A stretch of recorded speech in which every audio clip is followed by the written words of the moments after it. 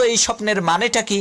চোর মনে মনে কয়, আল্লাহ, সব বাড়ির মানুষেরা যদি এই বুড়ির মতো বড় দিলের অধিকারী হইতো তাহলে তো আমার আর কোনো চিন্তাই থাকতো না। এদিকে সেই বুড়ি মহিলা তার স্বপ্নের কথা সেই চোরকে বলতে আরম্ভ করলো। সে বাবা, আমি দেখলাম বিশাল বড় একটি মরুভূমির মধ্যে আমি হারিয়ে গেছি। এমন সময় একটা ঈগল পাখি এসে জোরে জোরে 3 বার বলল, জামাল জামাল জামাল। এরপরে সেই ঈগল পাখিটি চলে গেল। বাবা বলো তো এর মানে কি?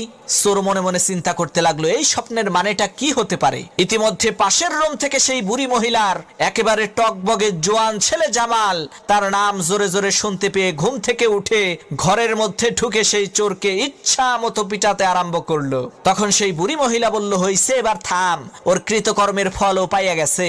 তখন সেই চোর বলল, না ভাই, থাইমো না, আমারে আরো মারো, যাতে ভবিষ্যতে আমার মনে থাকে শালার আমি একটা চোর। স্বপ্নের ব্যাখ্যা করার কোনো জ্যোতিষী